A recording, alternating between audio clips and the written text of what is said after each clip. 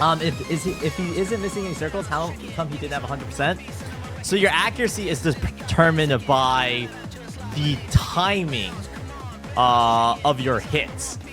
That's largely due to your keyboard. Like you tap to the beat, right?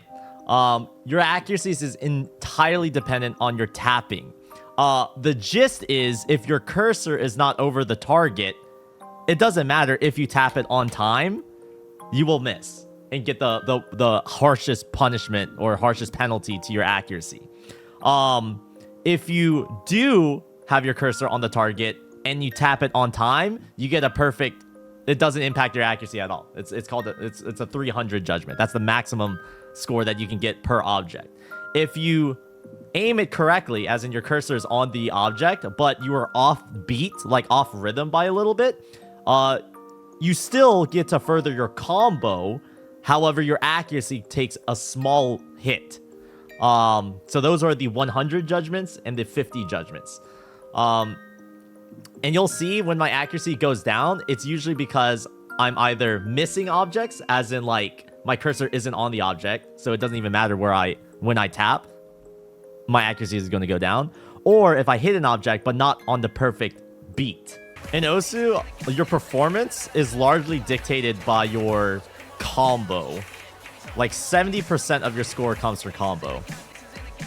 It's the reason why I'm restarting a lot every time I miss. Because getting not perfect tapping is okay for me. But if I miss an object, my score is basically dead.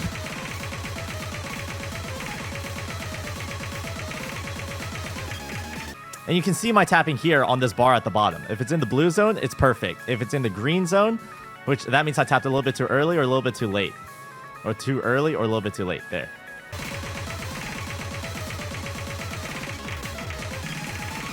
Oh! Okay. I tapped really late on those. Alright, this score did make it to the top 50, but I already have a score that's even better, I'm pretty sure. So if you're consistently offbeat... Yeah, Hyrule Dragon, do you know the difference? Like, have you... if you've taken science classes, like first grade science, you've probably heard of the difference between, let's see. There's two targets. Okay? There is... let's say these are your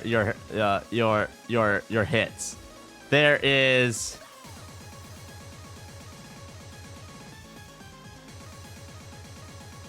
If these are all your hits, you are accurate. However, if these are all your hits,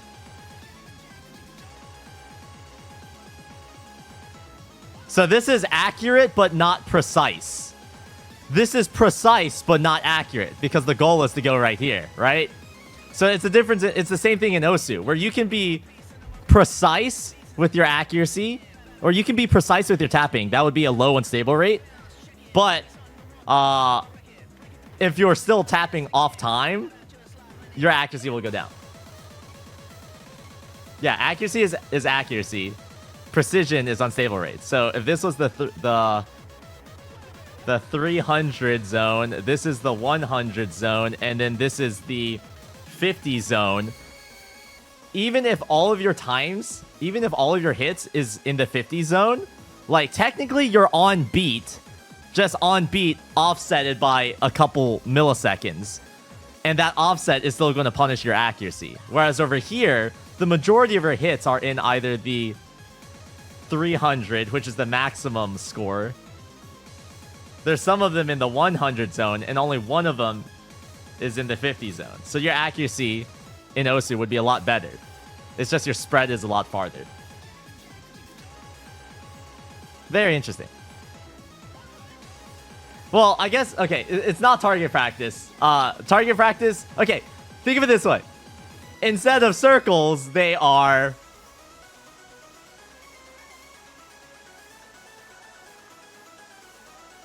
Shit. Aw, crap. How do you do this? Instead of circles, because we're talking about timing, it's a line. So that's where the unstable rate bar comes in, right? Ah, shit. How do you do this? So there's 1 and 2. There is the blue zone, which is the 300 zone. The green zone, which is the 100 zone. And then there's the 50 zone, which is over here. Right? So, like, if you want perfect accuracy, you need all of your hits. Let's make them pink. You need all of your hits to arrive in the blue zone. Right?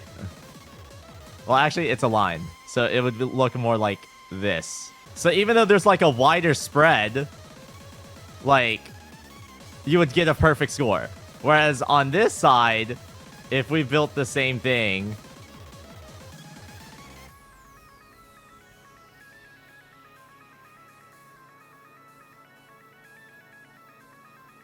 you can be extremely precise, as in have like a really good unstable rate.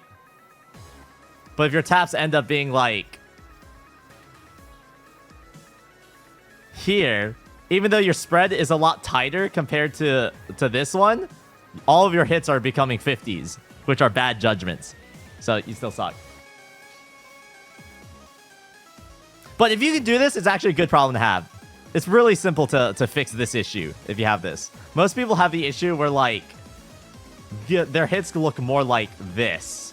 Like, it's a very wide spread centered around the 300 zone, the maximum judgment zone.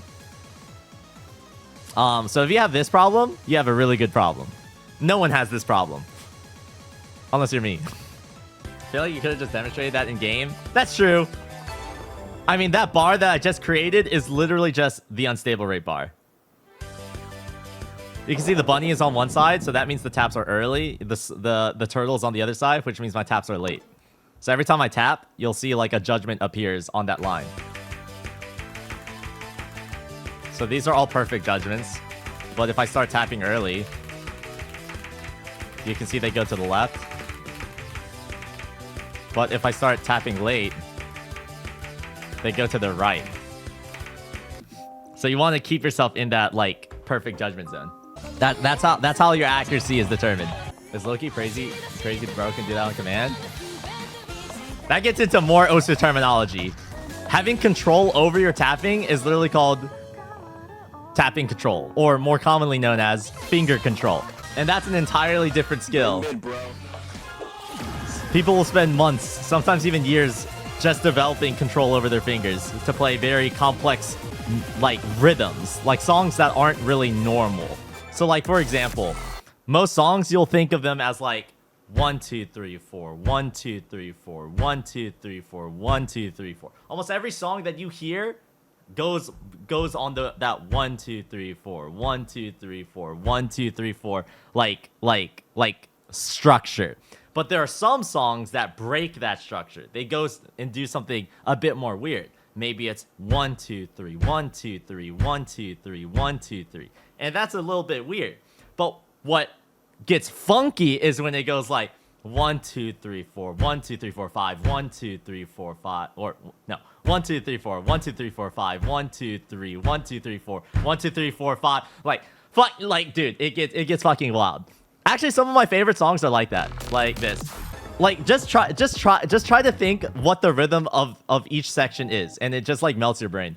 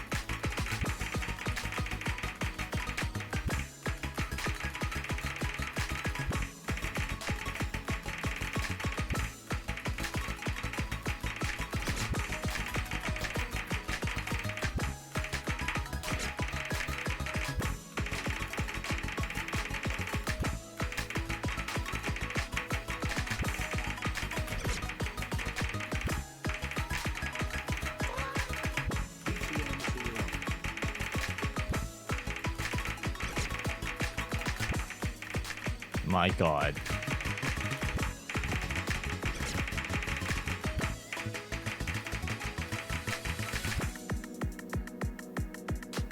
At what point does the line shift from reading to memorizing, though? I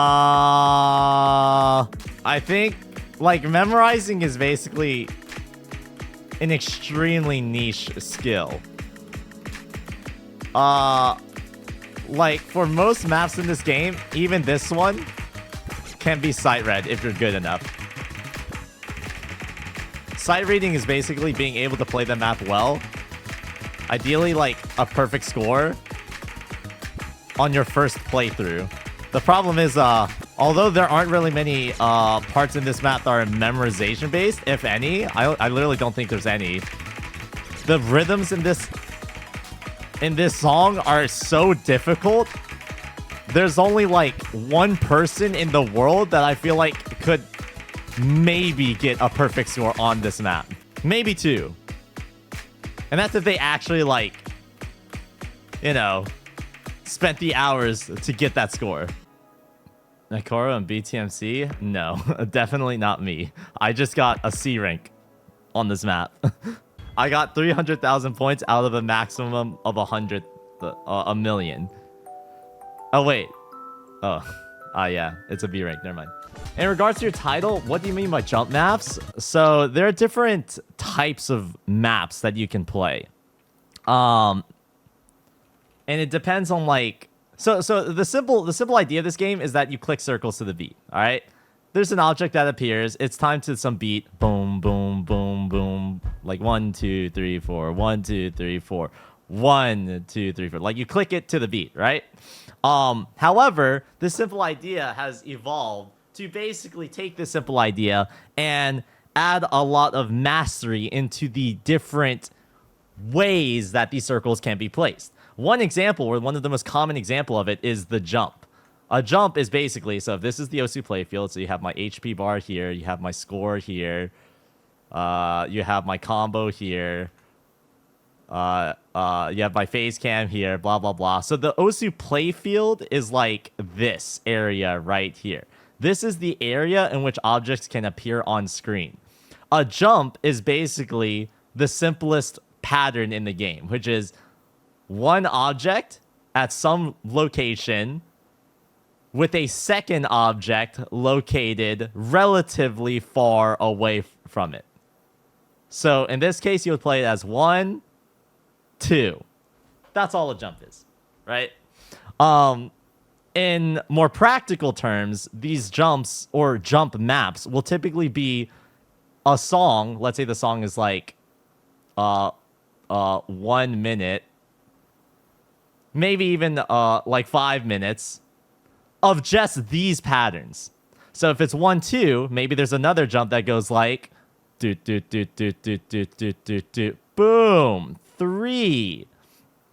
Maybe there's another object that goes like da da da da da da da da da da da da boom 4. You know, these are all jumps because you can see that the spacing is really far away. There's no, like, you know, actual definitions. Technically speaking, you could call this a jump. But like it just depends what it is relative to like the rest of the map, you know?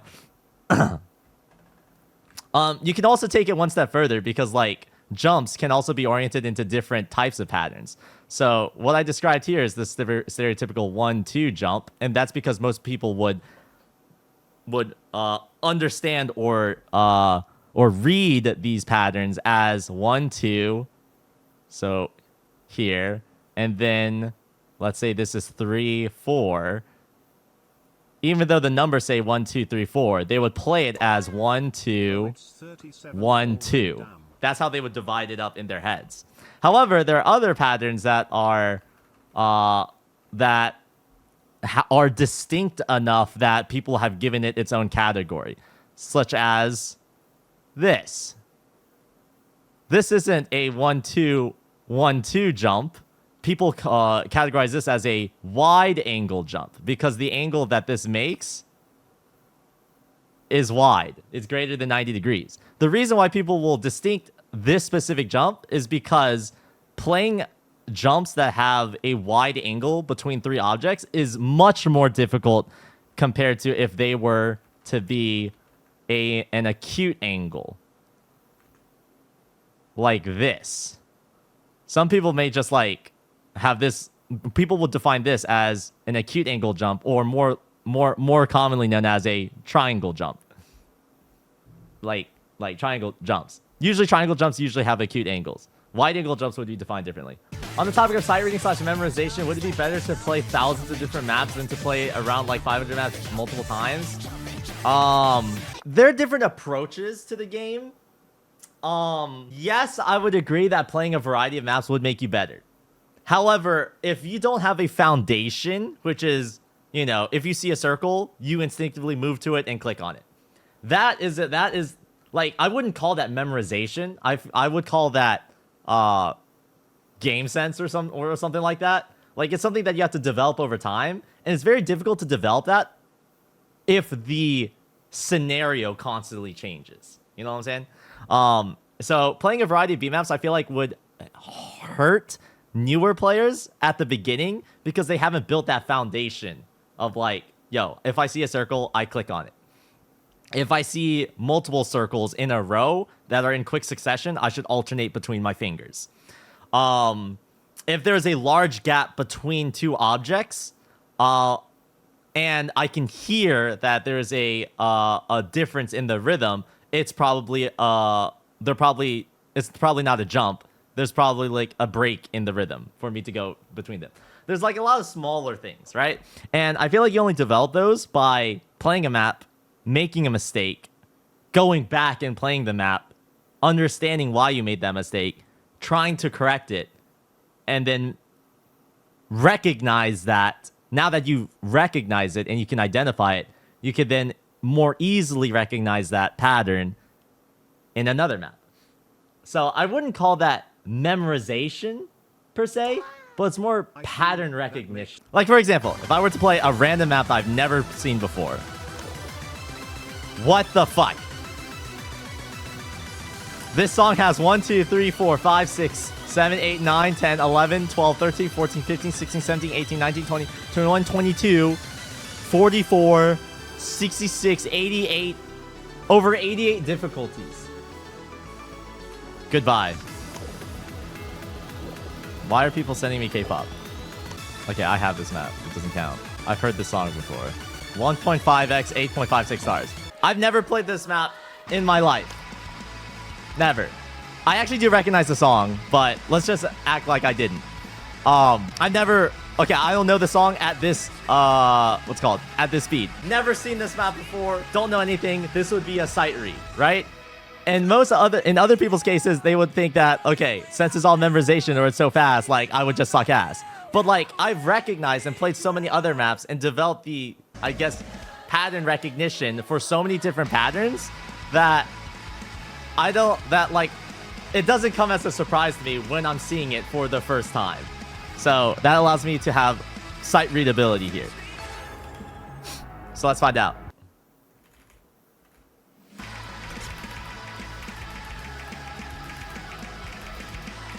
And you can probably recognize these are a lot of really big jumps.